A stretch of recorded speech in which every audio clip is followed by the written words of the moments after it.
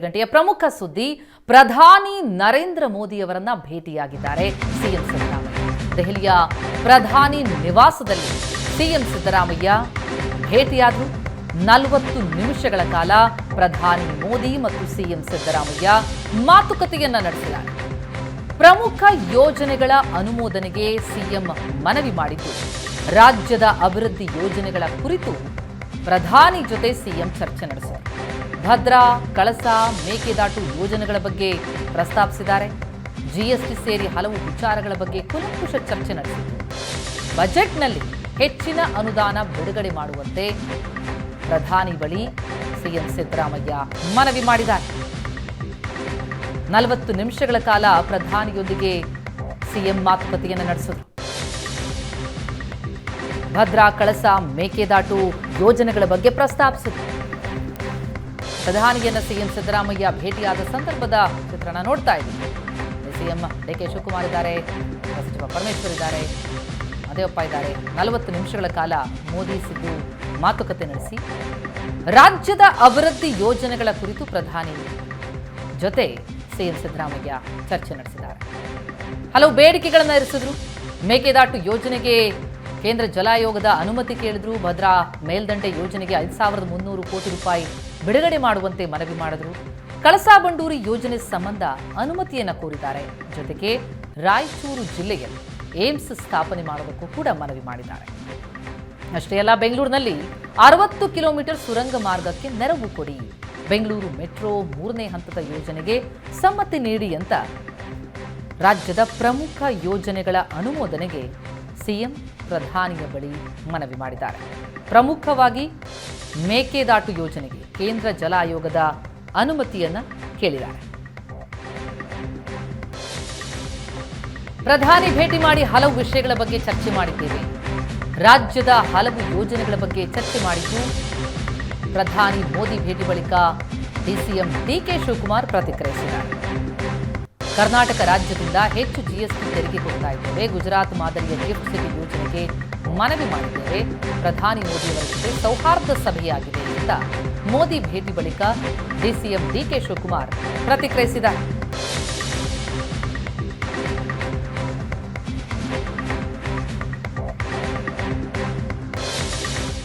ನಾನು ಮುಖ್ಯಮಂತ್ರಿಗಳು, ಪರಮೇಶ್ವರ್ ಅವರು, ಮಹದೇವಪ್ಪನವರು 4 ಜನ ಕೂಡ ಪ್ರಧಾನಮಂತ್ರಿಗಳನ್ನ ಭೇಟಿ ಮಾಡಿದ್ದು. ಸುಮಾರು 40 ನಿಮಿಷಗಳು ಅವರು ಟೈಮ್ ಕೊಟ್ಟು ರಾಜ್ಯದ ಅನೇಕ ವಿಚಾರಗಳ ಬಗ್ಗೆ ಚರ್ಚೆಯನ್ನು ಮಾಡಿದ್ದು. ಮುಖ್ಯಮಂತ್ರಿಗಳು ನಮ್ಮ ಯಾವುದಾದ್ರು ಪೆಂಡಿಂಗ್ ಪ್ರಾಜೆಕ್ಟ್ಸ್ ಇದೆ, ಮುಖ್ಯವಾಗಿ ಮೇಕೆದಾಟು, ಮಾದಾಯಿ, ಅಪ್ಪರ್ ಭದ್ರಾ ಪ್ರಾಜೆಕ್ಟು ಇವನ್ನ ಹೆಚ್ಚಿಗೆ ಪ್ರಸ್ತಾವನೆಯನ್ನು ಮಾಡಿದ್ರು.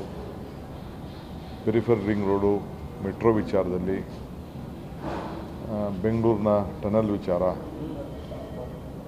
ಕರ್ನಾಟಕ ರಾಜ್ಯಕ್ಕೆ ಏನೆಲ್ಲ ಬಾಕಿ ಇದೆ ಅವನ್ನೆಲ್ಲ ಕೂಡ ಪ್ರಸ್ತಾವನೆಯನ್ನು ಸಲ್ಲಿಸಿದ್ದೇವೆ.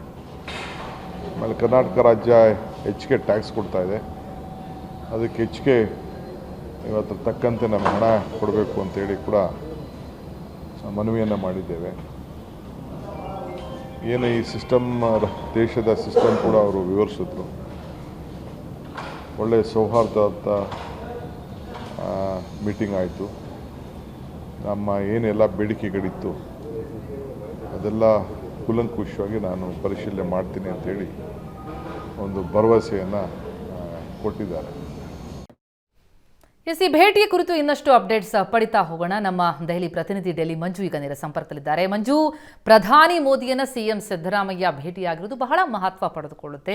ಈ ಮೀಟಿಂಗ್ನ ಹೈಲೈಟ್ಸ್ ಹೇಳೋದಾದ್ರೆ ಯಾವೆಲ್ಲ ವಿಚಾರಗಳ ಬಗ್ಗೆ ಚರ್ಚೆಯಾಗಿದೆ, ಫಲಪ್ರದ ಆಗುವಂತಹ ಸಾಧ್ಯತೆಗಳಿದೆಯಾ? ಪ್ರತಿಮಾ, ಬಸವರಾಜ ಬೊಮ್ಮಾಯಿ ಅವರು ಸಿಎಂ ಆಗಿದ್ದಂತ ಸಂದರ್ಭದಲ್ಲಿ ಅವರ ಜೊತೆ ಮಾತನಾಡ್ಲಿಕ್ಕೆ, ಅಂದ್ರೆ ಸಿಎಂ ಆಗಿ ತಗೊಂಡು ಫಸ್ಟ್ ಬಂದ ತಕ್ಷಣ ಫಸ್ಟ್ ಭೇಟಿಲಿ 45 ನಿಮಿಷಗಳ ಕಾಲ ಅವರು ಹಿತವಚನಗಳನ್ನ ಬೋಧಿಸಿದ್ರು. ನಾನು ಹೇಗೆ ಗುಜರಾತ್ ಸಿಎಂ ಆದೆ ಅನ್ನುವಂಥದ್ರಿಂದ ಹಿಡಿದು ಆಡಳಿತ ಹೇಗೆ ನಡೆಸಬೇಕು ಅನ್ನುವಂಥದ್ರ ತನಕ ಅವರು ಒಂದಷ್ಟು ಮಾರ್ಗದರ್ಶನ ಮಾಡಿದ್ರು. ಅದಾದ ನಂತರ ಕರ್ನಾಟಕದವರಿಗೆ ಅಥವಾ ಕರ್ನಾಟಕ ಸಿಎಂಗೆ ಮತ್ತೆ ಅವರ ತಂಡಕ್ಕೆ ಇಷ್ಟೊಂದು ಸಮಯ 40 ನಿಮಿಷಗಳ ಕಾಲ ಸಮಯ ಕೊಟ್ಟಿರುವಂತದ್ದು ಇದೇ ಮೊದಲು ಅಂತ ಹೇಳಲಾಗ್ತಾ ಇರುವಂತದ್ದು. ಯಾಕಂದ್ರೆ ಇಡೀ ಚರ್ಚೆ ಕೇವಲ ಇದಕ್ಕೆ ಮಾತ್ರ ಪ್ರಾಜೆಕ್ಟ್ಸು, ನಮ್ಮ ರಾಜ್ಯದ ತೆರಿಗೆ, ನಮ್ಮ ರಾಜ್ಯಕ್ಕೆ ಬರಬೇಕಾದ ಹಣಕಾಸು, ಇತರೆ ನೆರವುಗಳ ಬಗ್ಗೆ ಮಾತ್ರನೇ ಸುತ್ತಾಡಿಲ್ಲ. ಹಲವು ವಿಚಾರಗಳು ಚರ್ಚೆ ಆಗಿದೆ ಅನ್ನುವಂತಹದ್ದು ಬಹಳ ಮುಖ್ಯ ಆಗಿರುವಂತದ್ದು. ಅಂದ್ರೆ ಚುನಾವಣೆ ಹೊರತಾಗಿ, ಅದರ ಜೊತೆಗೆ ಏನು ರಾಜ್ಯದ ರಾಜಕೀಯ ಹೊರತಾಗಿ ಲೋಕಾಭಿರಾಮವಾಗಿ ಚರ್ಚೆ ಮಾಡಿದ್ರು ಅನ್ನುವಂಥದ್ದು ಬಹಳ ಮುಖ್ಯ. ಅದರ ಜೊತೆಯಲ್ಲಿ ಏನಂತ ಅಂದ್ರೆ ಈಚೆ ಬಂದಂತವರು ಈವನ್ ಡಿ ಕೆ ಶಿವಕುಮಾರ್ ಕೂಡ ಅವರು ಇದ್ರಲ್ಲೇ ಹೇಳ್ತಾ ಇದ್ರು, ಬಹಳ ಸೌಹಾರ್ದಯುತವಾಗಿ ನಡೀತು ನಮ್ಮ ಭೇಟಿ ಅನ್ನುವಂಥದ್ದು, ಮತ್ತೆ ನಮ್ಮ ಬೇಡಿಕೆಗಳಿಗೆ ಮುಕ್ತ ಮನಸ್ಸಿನಿಂದ ಅವರು ಒಪ್ಪಿದ್ದಾರೆ ಅನ್ನುವಂಥದ್ದು.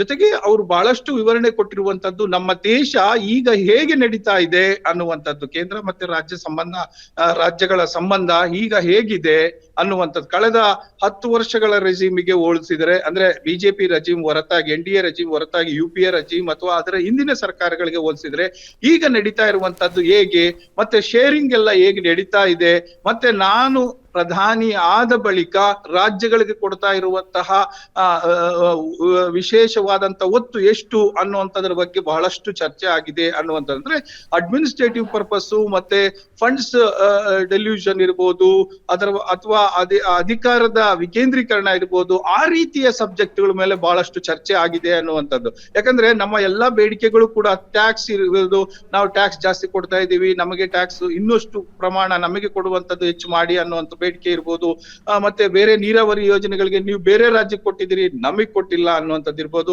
ಈವನ್ ಈಗ ಗಿಫ್ಟ್ ಸಿಟಿ ಅನ್ನುವಂಥದ್ದೇ ಬಹಳ ಮುಖ್ಯ. ಇಡೀ ದೇಶಕ್ಕೆ ಒಂದೇ ಗಿಫ್ಟ್ ಸಿಟಿ, ಅವರು ಪ್ರಧಾನಿ ಉತ್ತರ ಕೊಡ್ಬೇಕಾದ್ರೇನೆ ಕೊಟ್ಟಿದ್ದಾರೆ. ಇಡೀ ದೇಶಕ್ಕೆ ಒಂದು ಕಡೆ ಮಾತ್ರ ಗಿಫ್ಟ್ ಸಿಟಿ ಮಾಡ್ಲಿಕ್ಕೆ ಸಾಧ್ಯ, ಎಲ್ಲ ರಾಜ್ಯಗಳಲ್ಲಿ ಮಾಡ್ಲಿಕ್ಕೆ ಸಾಧ್ಯ ಇಲ್ಲ ಅನ್ನುವಂಥದ್ದು. ಗಿಫ್ಟ್ ಸಿಟಿ ಅಂತ ಅಂದ್ರೆ ಏನಂದ್ರೆ ಅಲ್ಲಿ ತೆರಿಗೆ ಫ್ರೀ, ಅಂದ್ರೆ ಟ್ಯಾಕ್ಸ್ ಫ್ರೀ ಹೆವನ್ ಅಂತಾನೆ ಕರೀತಾರೆ ಆ ಪ್ರದೇಶಕ್ಕೆ. ಗುಜರಾತ್ ಅಲ್ಲಿ ಮಾತ್ರ, ಸೂರತ್ ಅಲ್ಲಿ ಇದೆ, ಅಲ್ಲಿ ಎಲ್ಲಾ ತೆರಿಗೆಗಳಿಂದಲೂ ಕೂಡ ಮುಕ್ತಿ ಇರುತ್ತೆ. ಅಲ್ಲಿ ಕೇವಲ ನೀವೆಷ್ಟು ದುಡಿತೀರಿ ಆ ಆದಾಯಕ್ಕೆ ಮಾತ್ರ, ಈವನ್ ಇನ್ಕಮ್ ಟ್ಯಾಕ್ಸ್ ವಿಚಾರಕ್ಕೆ ಅವ್ರು ಫೈಲ್ ಮಾಡ್ಬೇಕು ಅಂತ ಅಂದ್ರೂ ಕೂಡ ಅದು ವಿನಾಯಿತಿಗಳು ಜಾಸ್ತಿ ಇರುತ್ತೆ ಅಲ್ಲಿ. ಸೊ ಹಾಗಾಗಿ ಅಂತದ್ದೊಂದು ಗಿಫ್ಟ್ ಸಿಟಿಯನ್ನ ಸೂರತ್ ಅಲ್ಲಿ ಮಾಡಿದ್ದಾರೆ. ಅಂತದ್ ನಮಗೂ ಬೇಕು ಅನ್ನುವಂಥದ್ದು ಡಿ ಕೆ ಶಿವಕುಮಾರ್ ಅವರು ಮಾತಾಡ್ತಾ ಮಾಧ್ಯಮಗಳಿಗೆ ಹೇಳಿದ್ರು, ಇಂಥದ್ದೊಂದು ಬೇಕು ಅನ್ನುವಂಥದ್ದು. ಆದ್ರೆ ಅದನ್ನು ಬೇರೆ ಬೇರೆ ಕಡೆ ಎಲ್ಲಾ ರಾಜ್ಯಗಳಲ್ಲಿ ಮಾಡ್ಲಿಕ್ಕೆ ಸಾಧ್ಯ ಇಲ್ಲ. ಯಾಕೆ ಮಾಡಕ್ ಸಾಧ್ಯ ಇಲ್ಲ ಅನ್ನುವಂಥದ್ದು ಕೂಡ ಅವ್ರು ಮನವರಿಕೆ ಮಾಡಿಕೊಟ್ರು. ಅದನ್ನ ಮಾಡೋದಾದ್ರೆ ಕೇವಲ ಕೇಂದ್ರ ಸರ್ಕಾರದ ಸಹಾಯ ಇಲ್ಲದೆ ಮಾಡ್ಲಿಕ್ಕೆ ಬರೋದಿಲ್ಲ ರಾಜ್ಯಗಳು. ಯಾಕಂದ್ರೆ ಈ ತೆರಿಗೆ ವಿಚಾರ ಇರ್ಬೋದು, ಅವೆಲ್ಲವೂ ಕೂಡ ಕೇಂದ್ರ ಆಧಾರಿತವಾಗಿರ್ತವೆ. ಸೊ ಈ ಹಿನ್ನೆಲೆಯಲ್ಲಿ ಇಂಥವೆಲ್ಲ ಬಹಳ ಇಂಥ ಸಬ್ಜೆಕ್ಟ್ಗಳ ಮೇಲೆ ಜಾಸ್ತಿ ಚರ್ಚೆ ಆಗಿದೆ. ಮತ್ತೆ ಅವರು ಕೂಡ ನಮ್ಮ ರಾಜ್ಯಕ್ಕೆ ರಾಜ್ಯ ನಾಯಕರಿಗೆ ಇಂಡೈರೆಕ್ಟ್ ಆಗಿ ಕೆಲವೊಂದು ವಿಚಾರಗಳನ್ನ ಮನವರಿಕೆ ಮಾಡಿಕೊಟ್ಟಿದ್ದಾರೆ. ಪ್ರತಿಮಾ. ಎಸ್ ಮಂಜು, ಸಂಪರ್ಕದಲ್ಲಿ ಇನ್ನಷ್ಟು ಡೀಟೇಲ್ಸ್ ಪಡಿತಾ ಹೋಗ್ತೀನಿ.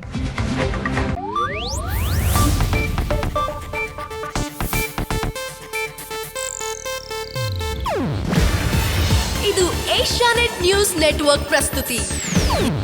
ನೀವು ನೋಡ್ತಿದ್ದೀರಾ ಏಷ್ಯಾನೆಟ್ ಸುವರ್ಣ ನ್ಯೂಸ್.